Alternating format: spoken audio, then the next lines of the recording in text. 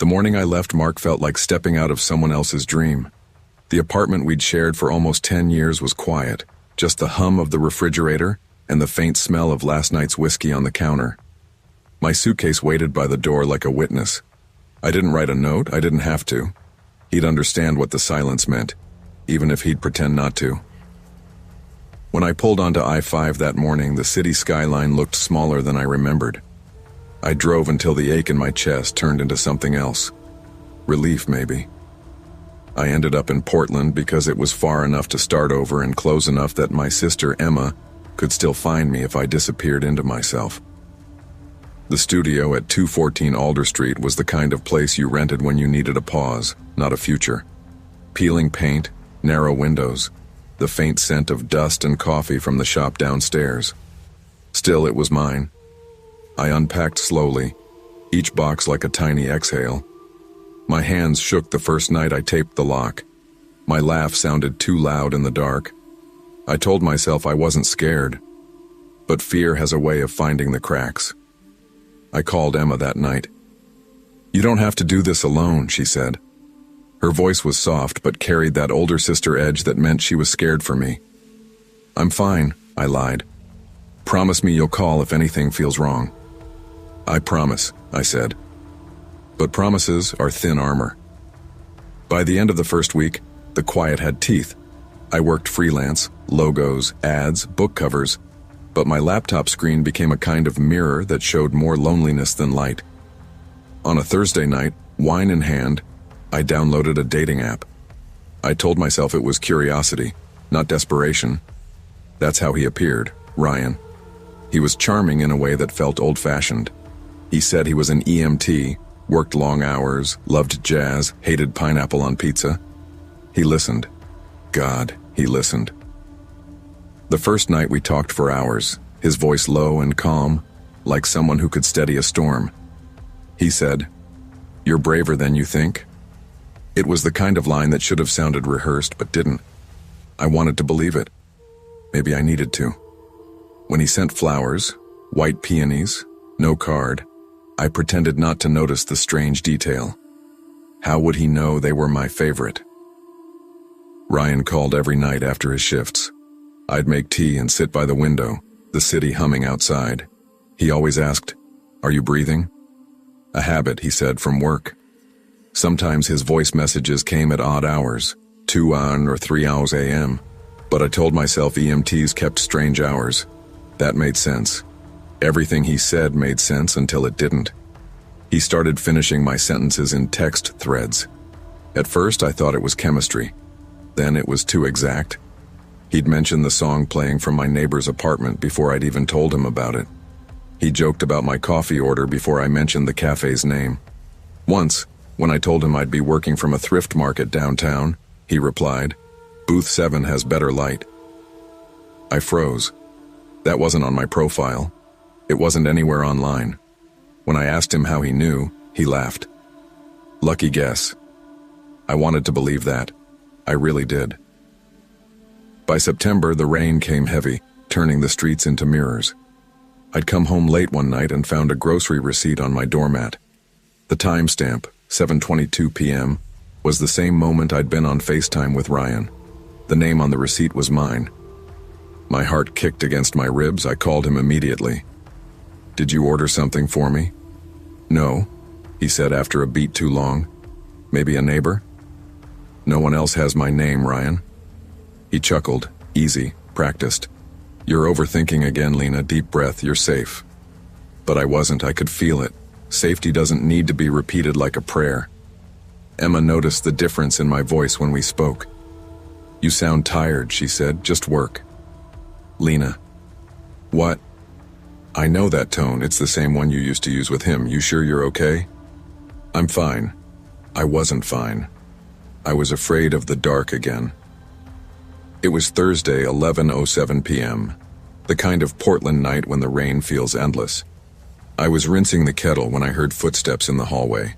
Not the heavy stomp of the guy from 3A, but slow, careful steps. Then a knock. Polite. 2 taps. My breath caught. I checked the peephole. Nothing but the faded green of the corridor wall. My phone buzzed. Ryan. The screen said incoming call. I answered, whispering, "Hey, someone's outside." The line rang 3 times, and then from the other side of the door, I heard the same ringtone echo. My ringtone. The sound came from a few feet away, muffled but unmistakable. I froze. "Ryan," I whispered. The ringing stopped. Silence. Then the faint scuff of sneakers retreating down the hall. I slid to the floor, shaking, my back against the door. I called Emma, voice barely there. "Lena, call 911, now. I think it's him." "You don't know that." "Yes, I do." As I reached for my phone again, something tapped against the window. Once, twice, slow, deliberate. I killed the lights and crawled to the wall, every muscle locked. When the police arrived minutes later, I heard their radios crackle in the hall. They found the window latch broken, muddy footprints on the fire escape, but nothing else. The officers were kind, detached. "Could have been a prowler. Happens more than you'd think," one said. They offered to call someone to stay with me. I said no. After they left, I found it. A slip of paper on my blanket, in black ink, neat handwriting. "You were safest when you were with me." I sat there until sunrise, holding that note like it could explain everything wrong with my life. The next week, blurred. Police reports, locked windows. Emma calling twice a day. I changed my number, deleted the dating app, but the feeling didn't leave. Every creak, every shadow felt like him. The detective who took my case, a woman named Alvarez, asked if I had proof Ryan existed. "Any photos? Voice messages, social media?" "Just his number." She ran it through the database. "It's a prepaid line, no registration." It was like he'd never existed. I started sleeping with the light on. I stopped answering unknown numbers. Sometimes I thought I heard his voice in the stairwell, the way he used to say my name, soft, careful, like he owned it. My mind became its own haunted house. Emma came to stay one weekend. She brought groceries, wiped down the counters, and said, "You need to get out of this place. I can't just run again." "You're not running, you're surviving." That night, as she slept on the couch, I scrolled through old messages looking for something, anything that proved I wasn't imagining it. And then I found it. A photo from weeks earlier, one I hadn't noticed. It was a picture of me, standing at the cafe window, coffee in hand, head tilted down toward my phone. The caption, "You look peaceful when you don't know you're being watched." The timestamp matched a day he'd texted me from the ambulance. I forwarded it to Detective Alvarez. She didn't reply until morning. "We're tracing the metadata. Keep your doors locked. Don't go anywhere alone." By noon, she called. "The photo was uploaded through a local Wi-Fi network, the same building you live in. Someone here's been using multiple fake accounts." Ryan wasn't just watching. He was close. The following night, I heard the voice again, through the vent this time. Faint but real. "I told you you'd be safe." It wasn't loud, just a whisper that crawled down my spine. I turned the TV up, heart hammering. Emma was in the shower, humming, unaware. Then came the noise, a thump from the hallway, followed by the unmistakable creak of the fire escape. I grabbed my phone and ran to the bathroom. "Emma, get dressed, now." "What's happening?" "He's here." The sound moved closer, metal on metal, the scrape of a shoe on the balcony rail. We locked the door, dialed 911. The dispatcher's voice was calm, practiced. "Stay on the line. Officers are 2 minutes out." Those 2 minutes felt like forever. The window rattled once, twice. Then silence. When the police arrived, they caught him halfway down the fire escape, hood pulled low, gloves on, bag slung over his shoulder. It wasn't Ryan. It was a man from downstairs, apartment 1C. He worked nights, said little. His name was Paul, but in his bag were photos, screenshots, and a phone labeled Ryan. Dozens of women, dozens of names. He'd never been an EMT. He'd been pretending for years. When I gave my statement, Detective Alvarez said quietly. He used the dating apps to learn habits. Most of the women never knew his real name. Why me? I asked. She looked at me, tired. You were kind.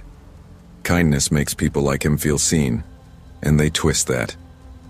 It took months before I stopped hearing his voice in the dark, before I stopped checking the locks twice, then 3 times. Emma helped me move again. Different city, different window, same kettle.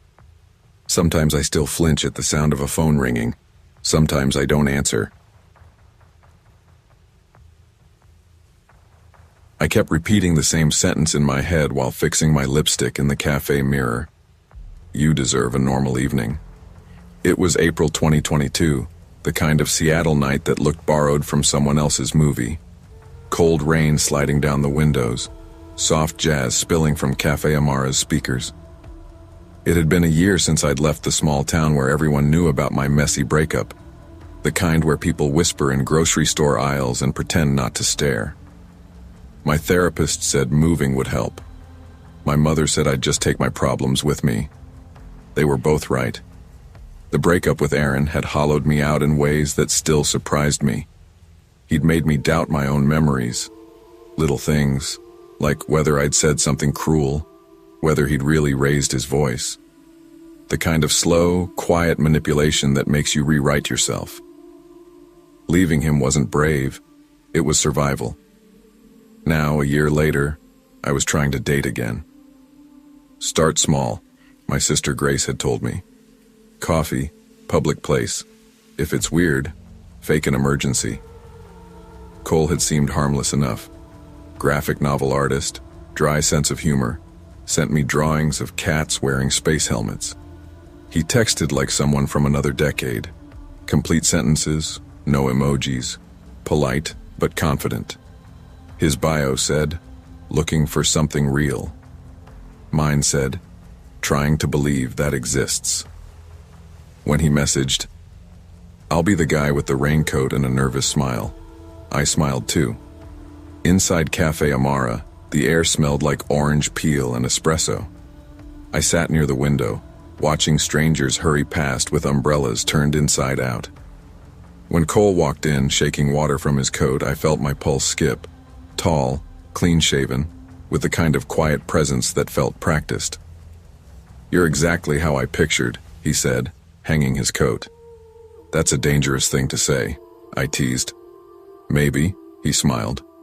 But you like danger, don't you, Lo? The nickname hit me like static.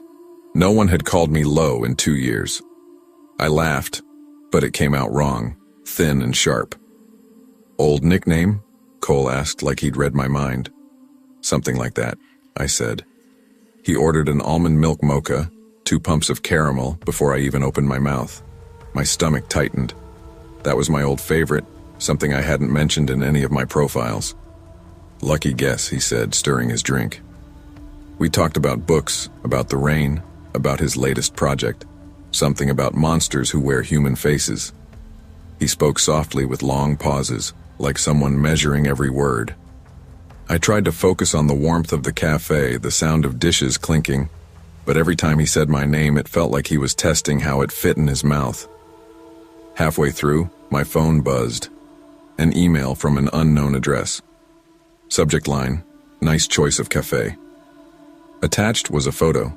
It was me and Cole sitting exactly as we were now, taken from outside the window. My breath caught. My chest went hollow. Cole tilted his head. Everything okay? Yeah, I managed. Just work stuff. He smiled, but it didn't reach his eyes. Work can wait, Lo. I excused myself and walked outside, phone trembling in my hand. The rain felt colder now. I called Grace. You remember that guy I told you about? Cole? The artist? Yeah. He knows things he shouldn't. Then leave, right now. I turned back toward the cafe. Cole's seat was empty. His coat was gone. On the table, where his coffee had been, lay my old apartment keychain, the one I'd lost last year during the move. My hands shook so hard I dropped my phone. The little brass charm, a lighthouse, looked dull under the cafe lights. The police took the report politely. The officer, young and kind, wrote everything down without looking convinced. "You sure you didn't just misplace the keychain?" "I'm sure." He smiled like someone trying to calm a child. "Dating apps can be unpredictable. Maybe he looked you up online." "Maybe. But how would that explain the photo?" That night I couldn't sleep. Every creak in the apartment sounded like a door opening. I pushed a chair under the knob, double-checked the window locks, and sat on the floor until sunrise. Grace came the next day, coffee in hand. "You look like you haven't slept." "I haven't." She sat beside me. "Do you want to stay at Mom's for a while?" "No. That would feel like going backward." I showed her the photo. Her face drained of color. "This is from tonight?" "Yesterday." "Send it to the police again." Days passed. I tried to work, but the designs on my screen started to blur. A week later, I got a call from Detective Rowan. "We checked the cafe's security footage," she said. "The man you described leaves before your call to 911. Hood up, face hidden." "So, nothing. We're looking into it." That phrase, "looking into it," became background noise. At night, my phone would buzz with calls that disconnected after one ring. No caller ID. I told myself it was spam. Sometimes I almost believed it. Then one morning, I found a sketch slipped under my door, charcoal lines on thick paper. It was me sitting at Cafe Amara, drawn from outside the window. The detail was so exact I could see the steam rising from my cup. I started carrying pepper spray everywhere. I changed my number, deleted every dating app, and told work I was taking time off. Detective Rowan called again. "We traced the email address," she said. "It was created from a public Wi-Fi network near your building. Hard to track." "So he's close?" "Possibly. Keep your doors locked." Grace began staying over. Every night she'd double-check the locks while I watched from the couch. "He's not coming back," she'd say. But her eyes didn't match her voice. One night, I woke to the sound of paper sliding under my door. I froze. When I turned on the light, there was another drawing, this time of me sleeping. The angle was from inside the apartment. Grace called the police again. They searched the place, the hallway, even the fire escape. Nothing. The next morning, Detective Rowan came herself. "We found partial prints on the sketch," she said. "We're running them now." "Do you think it's Aaron?" I asked quietly. She paused. "That's one possibility." Hearing his name felt like reopening a wound. The way Cole had said "Lo," the mocha order, the way he'd watched me, it all started to twist together. Could Aaron have found me through someone else's name? Could he have created Cole? That night I packed a bag, ready to leave town again. Grace begged me to stay until we had answers. "You can't run forever," she said. "I can try." But before I left, a package arrived, no return address. Inside was a sketchbook. Every page showed me from different angles at Cafe Amara, drawn with obsessive care. On the last page, in neat handwriting, I only wanted to finish the picture we started. The police traced the fingerprints from the sketchbook. They belonged to Aaron. He'd been living in Portland under another name, teaching art classes at a community center. When they brought him in, I went to the station, not to see him, but to see the evidence box. My keychain, the sketches, the fake profile printouts. He'd built an entire persona to find me again. Detective Rowan said quietly, "He told us he just wanted to talk, that you'd understand." Grace squeezed my hand. "You don't have to see him." "I know." Still, for weeks after, I kept expecting him to reappear in crowds. Trauma teaches you that ghosts don't need bodies. They live in sounds. The scrape of a chair, the buzz of a phone, the word "low" whispered by mistake.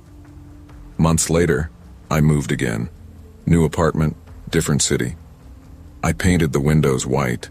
I learned how to sleep without checking the door 3 times. But sometimes when I pass an art store window, I see sketchbooks open to charcoal portraits, faces that almost look like mine. And I wonder if he ever really wanted to draw me, or if he just wanted to own the picture. Because that's what control looks like. It smiles, it sketches, it calls you low like it's doing you a favor. And I remind myself, no picture is worth staying still for. Love without respect is just possession wearing a softer face.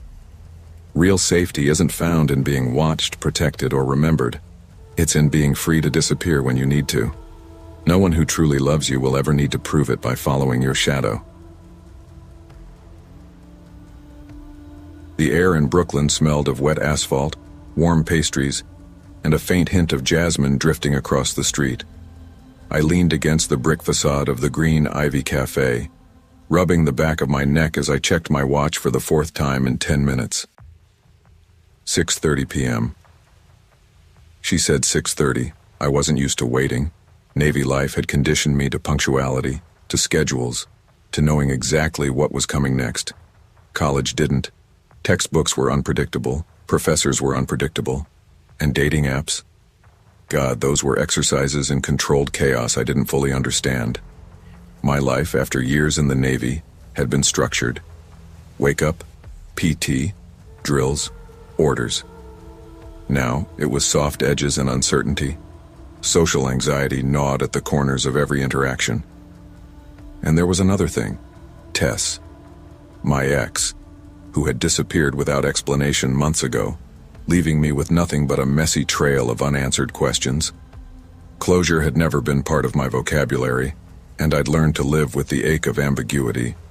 But part of me was still hunting answers in the quiet corners of my mind. A soft bell jingled behind me. She was here. Tess. Confident, purposeful, yellow coat catching the lamplight, smile warm but eyes sharp, calculating. She moved past the cafe door with the kind of assurance that immediately made me aware of how nervous I was. "Jason," she said, voice calm, low, yet carrying a subtle edge. "Yeah. Hi," I said, stepping forward, hand extended, voice tighter than I wanted. Inside, the cafe smelled of coffee, sugar, and warm ovens. She ordered quickly, her eyes briefly scanning the room like she already knew it, while I nervously traced my fingertips along the edge of the table. "How long were you with your ex?" she asked casually, voice like a melody that somehow made my stomach twist. It's complicated," I said cautiously, forcing a smile. She tilted her head, leaning closer. "You know, some people never really explain things. I just like hearing the truth." And just like that, the first layer of comfort was gone. A soft breeze brushed the cafe window behind me, but it felt like a warning more than air. We talked about mundane things first, the city, college, coffee blends, but soon the conversation pivoted. She asked about my ex again, probing gently yet insistently. "You didn't answer why she left," she said. I said, "It's complicated." I laughed nervously. "I like knowing the whole story," Tess replied, calm, unflinching. And just like that, my defenses tightened. I felt my pulse pick up, my palms dampen. After dinner, Tess suggested a walk along the river. The lamps reflected off the water, casting a golden sheen that was both beautiful and deceptive. She asked more questions, subtle, layered ones, weaving them into casual conversation. "Do you still think about her? Did you ever hope she'd come back? What do you feel you didn't tell anyone?" Every question landed, quiet but precise, like a scalpel. I laughed to deflect, answered vaguely, but a low hum of anxiety persisted, humming in my chest. Somewhere between the third question and the sound of the water against the pier, I realized something. She didn't just want a story. She wanted my story. Every piece, every missing detail, the unanswered questions I had tucked away. "You know," she said softly, "I can tell when someone's holding back. It makes it harder to know them." I wanted to ask why this mattered to her, but instinct told me not to. There was a calmness in her that didn't belong in casual dating. She wasn't nervous or hesitant. She was in control. By the time we circled back toward the city lights, my unease was a knot in my stomach. I laughed, tried to shake it off. You really like asking questions, don't you? I like the truth, she said.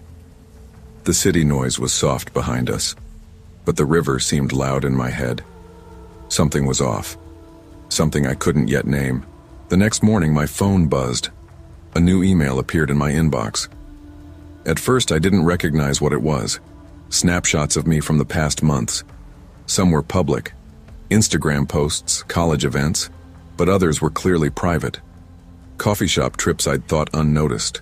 Late night walks I hadn't shared with anyone. And each photo had a note beneath it. You never told me what happened to her. My chest tightened. Sweat prickled at my temples. Someone had been watching me, tracking me. The loose threads of my life, the parts I thought forgotten or invisible, were suddenly illuminated. I stared at the photos again. Familiar streets, familiar cafes. Every detail matched. Someone had constructed a narrative from my life without my permission. I called my sister Karen, desperate. Her voice was calm, grounding. I don't know. They know about her, I said, words stumbling out. Are you sure it's real, or just paranoia? I wish it was paranoia, but every detail matches. Then be careful. Don't confront it alone. She was right. I felt like a man in unfamiliar armor, suddenly aware that every space I moved through had become a stage. My home, the streets, even my phone. They were no longer private. I spent the day moving methodically, checking locks, changing passwords, planning contingencies. Every sound outside my apartment made me jump. Days later, there was a knock on my door. Police, anonymous tip. Evidence suggesting I might be linked to the disappearance of my ex. Confused, panicked, heart-hammering. Everything pointed to Tess. Her questions, her presence, her smile, the quiet precision with which she had gathered information. I tried to confront her. Gone. Vanished. My phone buzzed. A single text. Your sister says hi. I stared at the smashed phone on the table. Tess's coffee cup gone. The realization hit like a punch. The first date had been a trap. Every conversation, every question, carefully designed to uncover the truths I thought I'd buried. My memory, my trust, my sense of safety, none of it belonged to me anymore. Weeks later, I moved apartments, changed numbers, avoided dating apps. But every cafe window reminded me of her, the questions, the watchful gaze. First dates, I learned, could reveal more about ourselves than anyone else, and sometimes uncover truths we weren't ready to face. Not every curiosity is harmless. Some people observe, manipulate, and exploit your trust without warning. Instinct, caution, and boundaries aren't paranoia. They are your shield. Protect your story until you choose who can read it. The neon glow of the Ember Bar reflected off the puddles lining the streets of Denver that March evening, 2025. I zipped my leather jacket a little tighter and took a deep breath, the icy air filling my lungs with a sharp sting that somehow made me feel alive. I'd been navigating the dating world for almost a year after my divorce, and every date felt like stepping onto a minefield I wasn't sure I was ready for.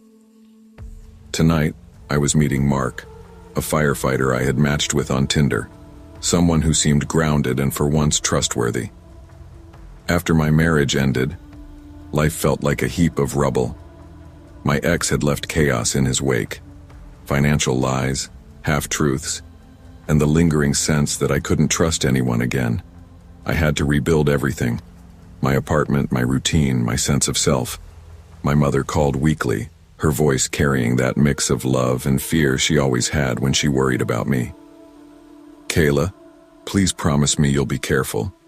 Don't let anyone make you doubt yourself again. I'm careful, Mom. I know what I'm doing, I replied, though even I wasn't entirely sure. Mark had been charming through texts, small jokes about firehouse life, check-ins on how my day went, and little gestures that didn't feel overbearing. I allowed myself to hope quietly. like someone peeking through a door crack, afraid to be fully seen. The bar was warm when I stepped inside, a cocoon of amber light, the soft strum of an acoustic guitar blending with quiet chatter. Mark waved from a corner booth, a calm, confident smile on his face. He looked like the sort of person who could steady anyone's nerves. "Kayla?" he asked, rising slightly. "Mark, hi," I said, my heart skipping a beat. The conversation started easy. We spoke about movies, childhood trips, the absurdity of dating apps. His laugh was soft, genuine. I noticed, though, that his eyes flicked toward my phone a few times, his hand brushing the menu just a little too casually. I shrugged it off as nerves, or maybe paranoia. By the end of the night, I walked home with a strange sense of comfort and unease mingled together. I told myself, it's okay to trust someone cautiously. Just don't let yourself fall too fast. Over the next few weeks, Mark and I fell into a rhythm. Dates at quiet coffee shops, weekend walks through the city, late-night texts. He remembered tiny details about me, the flavor of coffee I preferred, the way I twisted my hair when I was thinking, even little stories about my childhood I hadn't told anyone else. At first, it felt sweet. My instincts, sharpened by past betrayals, told me to be careful, but I wanted to believe in the good. Then, the late-night calls started to feel less like interest and more like intrusion. Messages pinged endlessly. "Did you get home safely? Are you eating? What are you wearing right now?" At first, I laughed nervously, thinking it was just concern. But the warmth started to feel heavy. One night, mid-conversation, a woman's name flashed across his phone. I froze. Curiosity flared into anxiety. Later, I quietly searched online and found 3 identical Tinder profiles in different cities, all using the same photo and bio. My stomach dropped. I called my brother Ryan, my hands shaking so badly I could barely hold the phone. "Ryan, it's all fake. He's been doing this to other women. Look at these profiles." "Kayla, slow down. Are you sure? Could it be coincidence?" "No, he's orchestrated everything, the calls, the schedules, the excuses. He's manipulating people." Ryan sighed. "Then you've got to confront it safely. Document everything. Don't go alone." My world shifted in that instant. The warmth, the smiles, the gestures, all carefully constructed lies. I realized I had been navigating someone else's script, not my own life. The next day, I felt my stomach twist the moment I opened my social media. My own photos appeared on fake accounts labeled with lies linking to my workplace. Messages arrived from strangers, some flirtatious, some cruel, some threatening. My sense of safety, something I had fought so hard to rebuild, shattered in pieces. I went to the police presenting the evidence. They discovered that Mark had been blackmailing multiple women, recording dates, and selling their photos online. The warmth I had felt on our first date, the laughter, the shared stories, the comfort, had been an illusion, meticulously constructed to manipulate me. That night, alone in my apartment, I curled into my comforter, shaking. Tears blurred my vision as I whispered to the empty room, "Why did I let myself trust him?" I called my mother. "Mom, I'll be fine," I said, voice cracking. The truth was, I wasn't. Not yet. Weeks passed. I changed my numbers, deleted all online profiles, and tightened my routines. Slowly, I rebuilt my sense of safety. I started journaling every night, turning anxiety into clarity. Each entry reminded me of boundaries, self-respect, and vigilance. I reconnected with friends I had drifted away from during my marriage. I began attending self-defense classes, small steps toward reclaiming my physical and emotional security. Each step reminded me that safety wasn't about avoiding the world. It was about understanding it, preparing for it, and trusting instincts over charm. Even now, months later, I sometimes glanced at strangers a little longer, listened a little closer, aware that danger could come hidden behind a smile. I reminded myself, knowledge, awareness, and boundaries are power. Months later, A package arrived at my apartment. No return address. Inside were several envelopes, each labeled with a city name I had never visited. Each contained a photograph of a woman smiling at a cafe. Beneath one, a note in handwriting I recognized immediately. "You're not the only one who survived. But remember, they're still out there." My chest tightened. My first instinct was fear. But I caught it, breathed through it, and felt a strange clarity. I had survived. I had learned. I had grown. I sat on my bed, envelope in hand, heart racing, but not with panic. I realized I had a choice: let fear define me, or let vigilance guide me. This time I chose resolve. My life, my safety, and my trust were mine to protect. I whispered to myself quietly, fiercely, "I am careful, I am vigilant, I am alive." Life will sometimes place people in your path who manipulate, deceive, or violate your trust.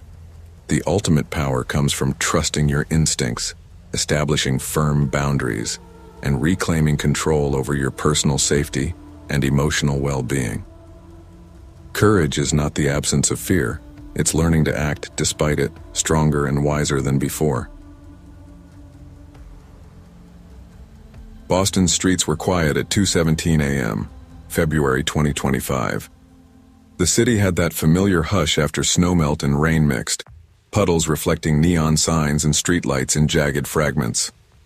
I pulled my coat tighter around my shoulders as I stepped out of St. Jude's Hospital, the exhaustion from my 12-hour shift pressing down on me. The chill wasn't just in the air. It was in the way the city seemed to watch, like the streets themselves were alive, keeping notes on everyone who dared move through them in the dead of night. Being a nurse had conditioned me to focus on others, to put myself last. My long-term relationship ended last year, after years of trust broken in ways subtle and sharp. Betrayal had a quiet, lingering echo, and I'd spent months learning to differentiate between my intuition and paranoia. My roommate Claire often reminded me, "Megs, people aren't all bad, but please don't let charm blind you." I wanted to believe that. I needed to believe that. I had recently joined a dating app to meet someone who worked late hours, someone who might understand my nocturnal rhythm. That's when I matched with Chris. He claimed to be a night security guard. Our conversations were easy, light, and oddly comforting. He joked about the weirdness of our opposite schedules. We shared playlists of quiet, late-night music, and we discussed the city in ways only night owls could appreciate. After a week of texting, we agreed to meet at a 24-hour cafe near my apartment. I arrived first, the smell of roasted coffee and cinnamon enveloping me. Neon lights reflected in puddles outside, steam rising from my cup as I cradled it with numb fingers. Then Chris arrived, small smile, casual and calm, like someone who belonged in this quiet cityscape. "Megan?" he asked, voice low but warm. "Chris." "Hi," I said, a flutter in my chest that I hadn't felt in months. We talked softly about work, music, and deferred dreams. I realized how rare it was to find someone awake when I was, someone whose life mirrored mine in strange ways. The conversation flowed easily, but there was an unsettling undercurrent I didn't notice yet. He knew things about my nightly routines I hadn't shared. "I love that you pause at the corner outside the 7-Eleven on 3rd. Always at the same time," he said casually. My stomach nodded. I do?" I asked cautiously. "I just noticed things," he replied, smiling, benign on the surface. It was almost charming. Almost. I told myself to trust my instincts, but also to let myself feel warmth. Cautious warmth, nothing more. The first few weeks felt effortless. Chris and I met for coffee, walks along quiet streets, and occasional brief texts during shifts. I told myself it was normal for someone to pay attention, but slowly the attention became detailed, almost too precise. He knew my commute, the songs I hummed while walking home, even habits I considered private. One evening, I noticed a text. "You left the hospital at 2:05. Didn't even pause at the crosswalk. Hope you're warm." My pulse spiked. I hadn't shared my exact schedule, not even with Claire. I called her immediately. "Lauren, it's him. He knows where I live. He knows my habits." "Meg, slow down, are you safe?" I don't know. Every time I look out the window, I half expect to see him." Her voice softened. "Then we plan. We don't panic. You're not alone in this."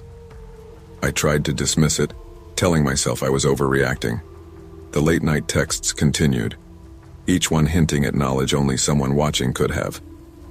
He commented on songs I hummed in the apartment, the rhythm of my steps leaving the hospital, even the way I brewed tea.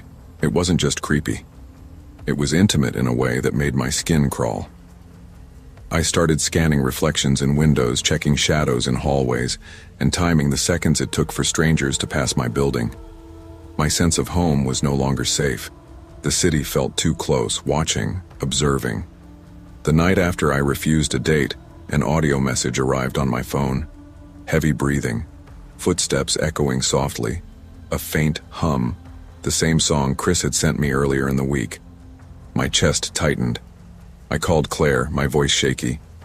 "Can you come? Please. I don't want to be alone." She met me at the building entrance, insisting on walking me inside.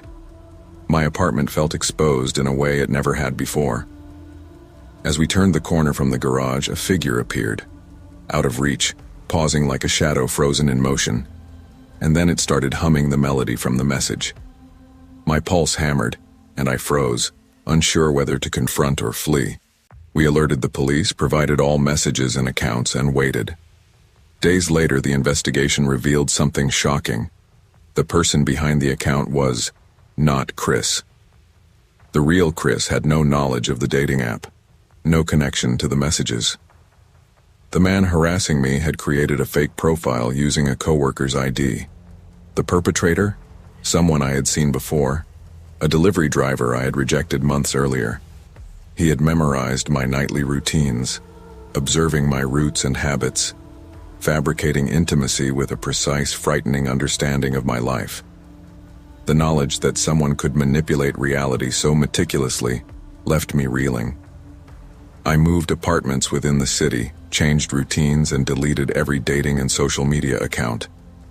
The fear lingered, though, a quiet awareness that trust could be manufactured, that charm could disguise obsession. But I refused to let it dictate my life. I began journaling nightly, documenting patterns, fears, and insights. Meditation helped me reclaim control over my mind. During daylight, I took long walks, feeling the sun on my skin, letting the city feel familiar again. I started noticing the rhythms of life, reclaiming the night with deliberate awareness instead of fear. I called Lauren one afternoon. "Are you finally feeling safe?" "Somewhat," I said. "But I've learned, first dates aren't just about the other person. They're about recognizing how well you know yourself, and how fiercely you must protect what's yours." I reconnected with colleagues and friends, sharing cautiously, building a support system stronger than before. I realized safety wasn't just physical, it was emotional, mental, and digital. I had survived deception, manipulation, and obsession.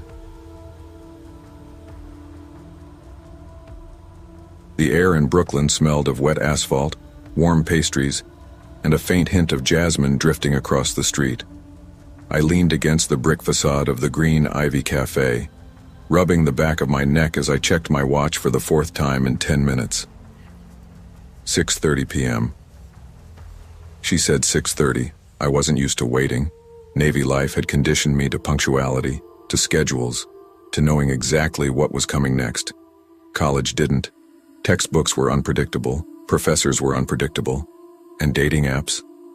God, those were exercises in controlled chaos I didn't fully understand. My life, after years in the Navy, had been structured. Wake up, PT, drills, orders. Now, it was soft edges and uncertainty. Social anxiety gnawed at the corners of every interaction. And there was another thing.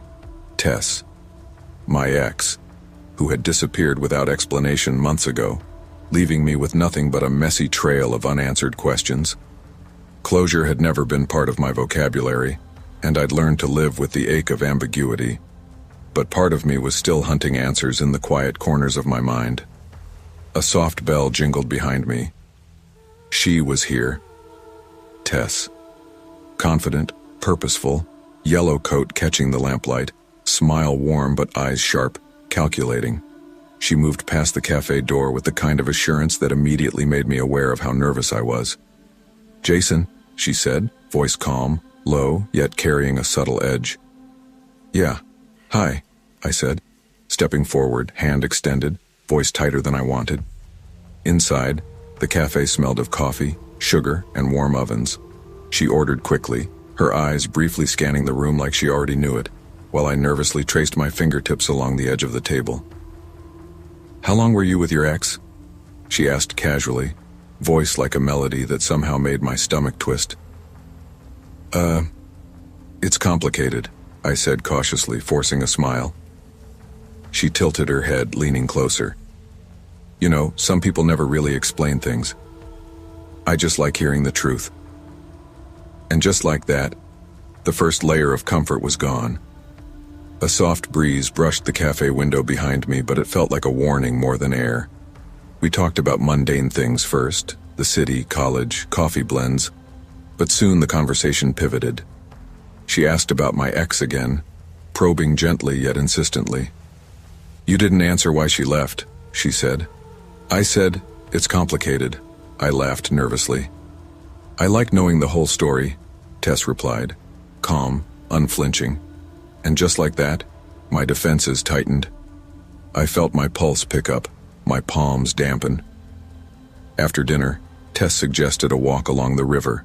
The lamps reflected off the water, casting a golden sheen that was both beautiful and deceptive. She asked more questions, subtle, layered ones, weaving them into casual conversation. "Do you still think about her? Did you ever hope she'd come back? What do you feel you didn't tell anyone?" Every question landed, quiet but precise, like a scalpel.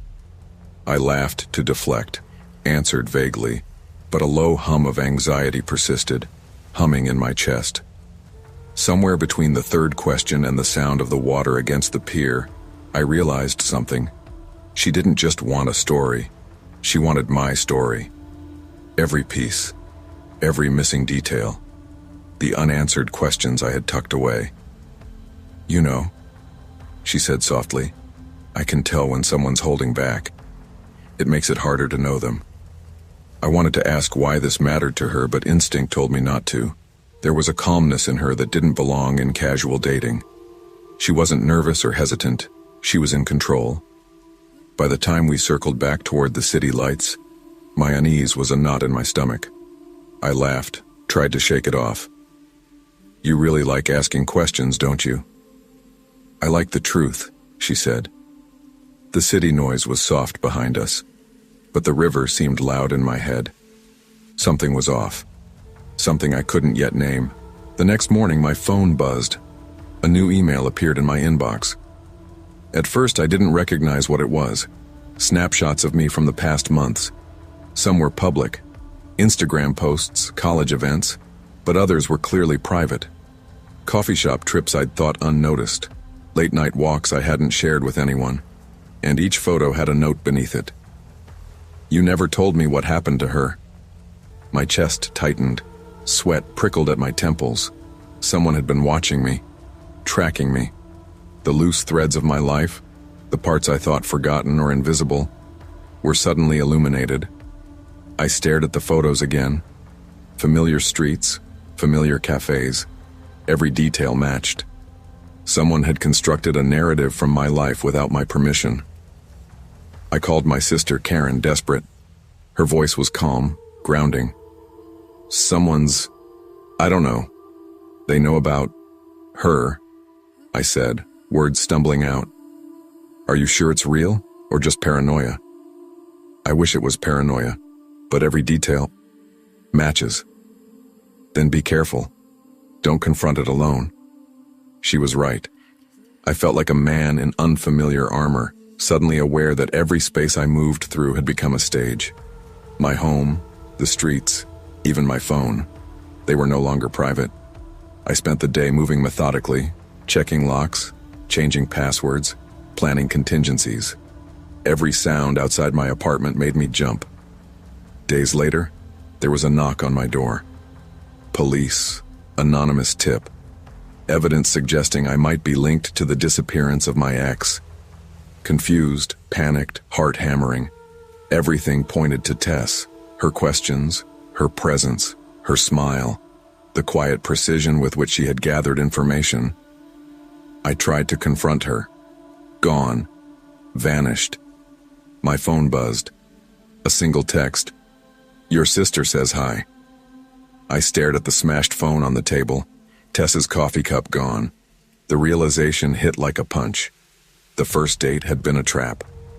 Every conversation, every question, carefully designed to uncover the truths I thought I'd buried. My memory, my trust, my sense of safety, none of it belonged to me anymore. Weeks later, I moved apartments, changed numbers, avoided dating apps. But every cafe window reminded me of her, the questions, the watchful gaze. First dates, I learned, could reveal more about ourselves than anyone else, and sometimes uncover truths we weren't ready to face. Not every curiosity is harmless. Some people observe, manipulate, and exploit your trust without warning. Instinct, caution, and boundaries aren't paranoia. They are your shield. Protect your story until you choose who can read it. I never thought moving to Portsmouth would feel like stepping into a different life. One week I was packing the remnants of my old bedroom, the tiny room I shared with Nick, whose temper was measured in texts and silent stares. The next week I was hauling boxes up to my dorm in a city that smelled like sea salt and old brick. College was supposed to be fresh beginnings, a chance to rebuild, but my history with Nick clung to me like a shadow. He had been controlling, the kind of boyfriend who measured love in instructions rather than affection. "Don't wear that tonight," he would say. "Who are you texting?" His obsession left bruises that didn't show on my skin but curled around my ribs and tightened in my chest. Even after I left, every sudden sound made me jump. Every late-night text triggered a loop of fear. My roommate, Jess, knew enough to check in but not enough to fix it. "I just want to feel normal for a night," I told her once, hugging my knees. Tonight was supposed to be that night, a chance to feel normal. I wrapped my scarf tighter around my neck, caught my reflection in the pub window, and wondered if I would even recognize the version of me that could trust someone again. The fox fiddle smelled like cinnamon, roasted coffee beans, and wood polish. It was cozy, warm, a stark contrast to the chilly October air outside. Then I saw him. Liam. Tall, confident, coat neatly buttoned, and a smile that didn't feel forced. "Emily?" His voice was calm, steady. "Hi, Liam," I said, forcing a smile. My chest fluttered, not with fear, I hoped, but with a cautious excitement I hadn't felt in months. We talked over pumpkin lattes, comparing music tastes, laughing at inside jokes about professors and late-night study sessions. For the first time in what felt like forever, I relaxed. His attention was careful, his questions thoughtful. I believed he was genuine, or at least I wanted to believe it. After dinner, the sweetness of the evening began to feel heavier. His messages arrived more frequently. At first, they were cute. "Did you survive your lecture? I thought of you when I heard this song." I told myself it was normal, that someone interested would notice details about your life. Then he started asking things I hadn't mentioned. "When are you usually leaving your classes? Do you like walking to the library alone?" I laughed nervously at first, thinking I was being paranoid. Jess rolled her eyes when I told her, but she listened. The real warning came when I saw him outside my dorm one morning. I froze halfway up the steps. He was just standing there, hands in pockets, pretending to read a sign. My stomach dropped. I wanted to turn and run, but I forced myself to keep walking, head down, pretending I hadn't seen him. That night I called Tom, my older brother, voice shaking. He keeps texting me, and today, I think he was outside my lecture hall. Emily, listen. You tell him to stop, and if he doesn't, the police, Tom said firmly. I did, but it keeps escalating. I'm scared, Tom. Then we do this together. Don't handle it alone. Hearing his calm but protective voice was like a lifeline. I realized I couldn't navigate this alone. Not this time. The next day, we went to the campus police. They listened with polite patience, taking my statement and asking details about his messages when I saw him and the content of his texts. It was exhausting to relive, but necessary. You're doing the right thing, one officer told me. This isn't harassment that goes away on its own. Tracking him, documenting everything, that's how we keep you safe. I left feeling a mix of relief and lingering anxiety. Liam didn't show up for weeks. I kept my phone on silent at night, avoided walks alone after dark, and changed my routines. My dorm keys jingled like a security chant in my pocket. Every knock on my door made my heart skip. I didn't fully trust the calm, but I was learning to respect my instincts. Even Jess noticed the change. You're still cautious, she said, handing me a mug of tea one evening. Good, but don't let it steal your life. A year later, I was at another pub, trying to meet new people without expecting too much. A woman named Claire sat next to me, nursing a cider, her story pouring out over our conversation like a mirror. She'd encountered a man named Liam, who manipulated her with the same obsessive texts, the same subtle intrusions into her life. I sat back listening, my stomach tightening. It was almost identical to what happened to me, I said quietly. She nodded, eyes sharp. He targets people like us, trusts the system just enough to lure you in. That afternoon, we shared experiences and tips, verifying identities online, never letting someone know your exact routine, reporting threats immediately. We became friends, a small shield against someone like him. For the first time, I felt less alone. This wasn't just about surviving, it was about understanding patterns and taking control. Even now, months later, I'm careful. Phone notifications still make me jump sometimes, but I've learned the difference between caution and paranoia. I walk different routes, change routines, and don't hesitate to block or report suspicious activity. I've rebuilt a version of myself that feels solid, cautious but not trapped. Sometimes when the wind rattles my dorm windows and a message buzzes late at night, I feel the old flutter of dread. But I whisper to myself, I survived once. I can survive again. And I believe it. I've learned that danger can hide in charm, that boundaries are not optional, and that trust must be earned. The experience taught me vigilance, self-respect, and the importance of speaking up. The story reminds us that healing after trauma requires both courage and awareness. Trust should be earned, boundaries respected, and instincts valued. Survival is not just avoiding danger, it's learning from it, reclaiming your life, and choosing safety without surrendering to fear. The sky over Brighton looked powdered with salt that evening, thin mist blurring the lamplight, the kind of soft rain that clung to your coat instead of falling. I was standing outside the Lantern Cafe, phone in hand, whispering to myself like a child repeating a spell. First dates are just small interviews for hope. It was early March, the kind of cold that slipped under your collar no matter how tightly you wrapped your scarf. My reflection in the cafe window looked tired but composed, hair brushed, lipstick steady, pretending I was someone who didn't overthink every silence. I was 43, divorced, trying to start again.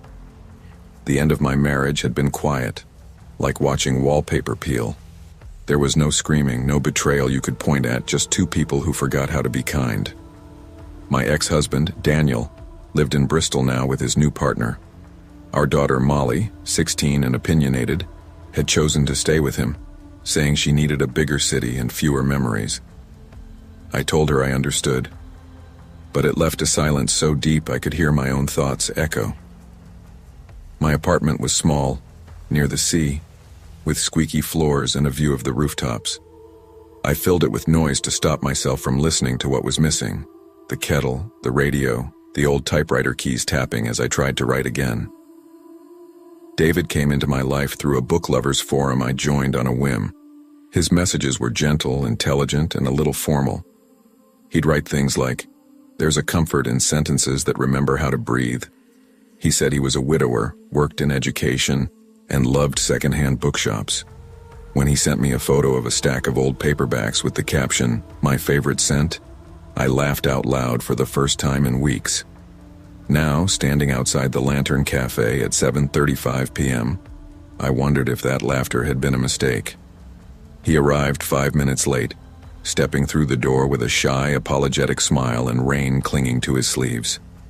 He was tall, with brown hair touched by gray and the kind of face that seemed trustworthy because it looked tired too. "For you?" he said, sliding a dog-eared copy of The Secret Garden across the table. "You mentioned it was your mother's favorite." I blinked. I had said that, but only once, in a brief voice note weeks ago when the rain was so loud I wasn't sure he'd even heard me. "You remembered," I said. "I remember everything," he replied lightly. That should have been charming. It wasn't. The Lantern Cafe was small enough that conversations blurred together, silver spoons on ceramic, laughter bouncing off the wooden walls. Bossa Nova hummed under it all. David stirred his coffee without looking down, as if he already knew where the spoon would land. We talked about books at first. He loved Dickens. I preferred Woolf. He said, "Virginia Woolf scares me." I laughed and said, "She should." Then, slowly, he began to weave in details about me. Too many details. When I mentioned my street's cherry trees, he nodded and said, "They've already started to bloom, haven't they?" As though he'd walked there that morning. "You sound like my neighbor," I joked. "Maybe I just read too many maps," he said, smiling without quite meeting my eyes. It was that "not quite" that bothered me. Halfway through, he leaned back and said, "You're quieter than you were on the phone." "I guess I'm nervous." "Don't be. I already know you." Something about the phrasing made my stomach tighten. Then my phone buzzed, a notification from a neighborhood watch app. Someone had posted a photo of an unfamiliar car parked on Willow Street, a silver sedan, captioned, "Anyone know whose this is? Been here every night." I laughed awkwardly and turned the phone so he could see. "This looks like your car." He paused. "Could be. They all look alike these days." He smiled again, but the flicker in his eyes gave him away. He knew that car. When we finished our drinks, he offered to walk me home. I declined. "I'm close," I said. "I know," he answered softly, then added, "I mean, you said you live near here, right?" The words landed wrong, heavy. I waited until he turned the corner before I headed the opposite direction. My street was quiet except for the sound of rain tapping gutters.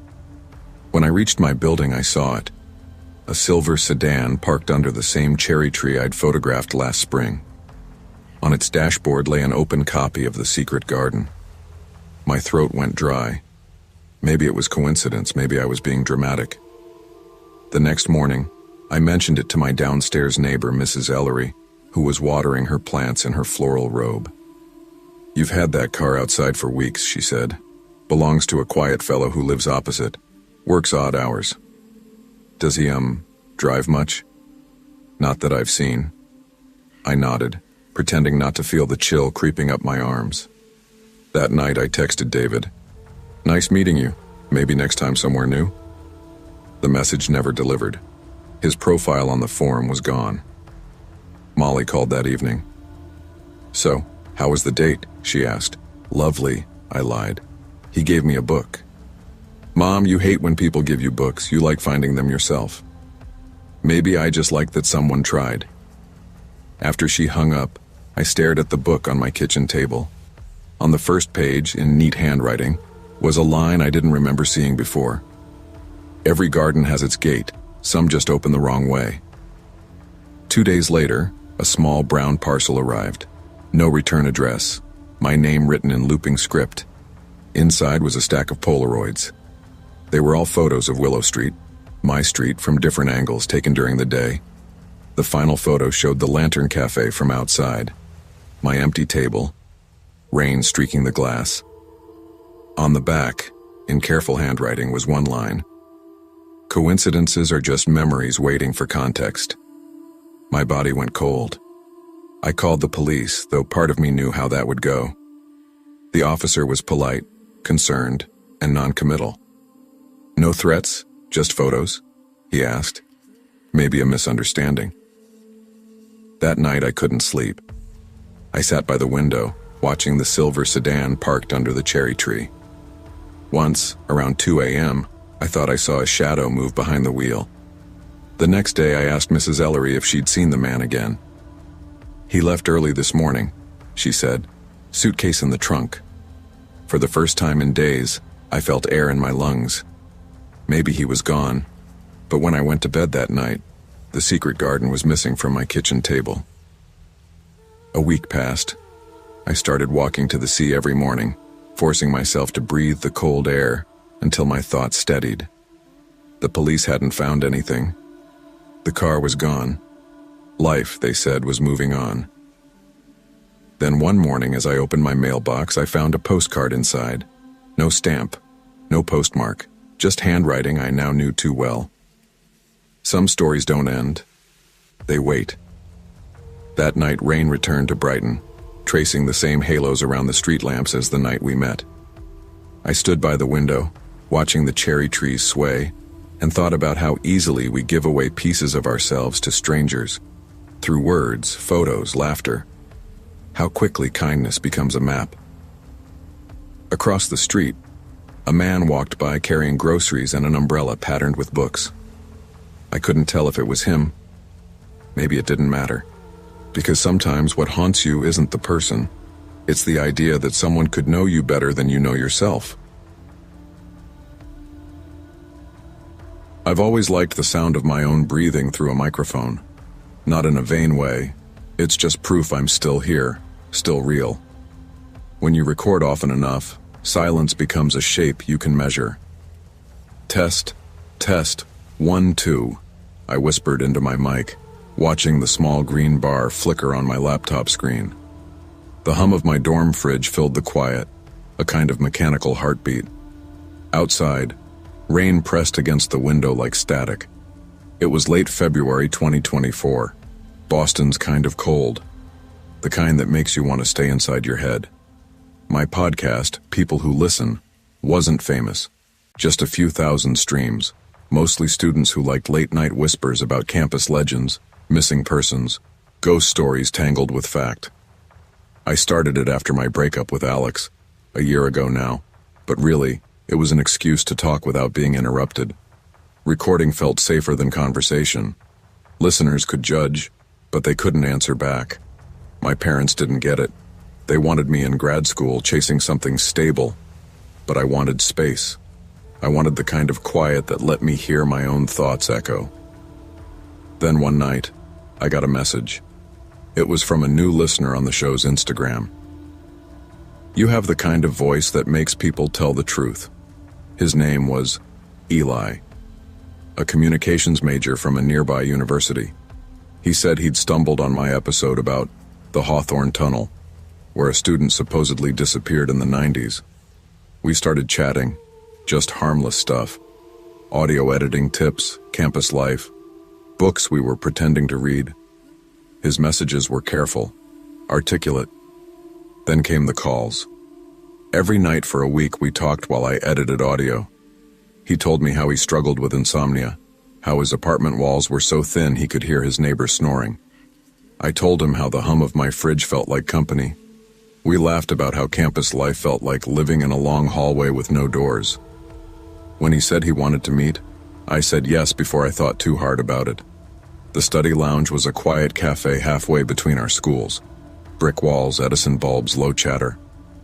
I arrived early, like always. My nerves made me check my mic levels even though I wasn't recording. It's a stupid reflex. Habit makes comfort. At 7:10, Eli texted. "Running a few minutes late. Look for the guy with the gray hoodie." 5 minutes later, a man in a gray hoodie came in, scanned the room, then walked out without ordering. My stomach tightened. Coincidence, I told myself. Then another text. Sorry, still finishing a class presentation. When he finally arrived, different hoodie, but the same smile from our video calls, I exhaled. He was taller than I expected, soft-voiced, with a calmness that felt deliberate, like he was trying not to startle me. I like the one where you said, "Fear only grows in silence," he said after a few minutes, stirring his coffee. You sounded like you meant it. I did, I said, caught off guard. That episode isn't online anymore. Oh? Maybe I heard it before you deleted it, he said quickly, eyes lowering. I smiled, but something twisted inside me. That episode had only existed for 2 days before I took it down. When I called my brother Ben that night, I told him, "He's nice." You don't sound convinced, Ben said. He quotes things I barely remember saying. That's what the internet does, May. It never forgets. But that night I dreamed of the man in the gray hoodie who had walked out before Eli arrived. In the dream, he turned toward me. The face was Eli's, but not quite. 2 days later, I logged into my podcast dashboard to upload a new episode. Something strange was there, a collaborator name I didn't recognize. Eli H. The system said he had edit access. My stomach dropped. I had never shared that account, not even with Ben. I changed the password, renamed the project, logged out, logged back in. Still there. I told myself it was a glitch, maybe from syncing my old laptop. But the more I thought about it, the more wrong it felt.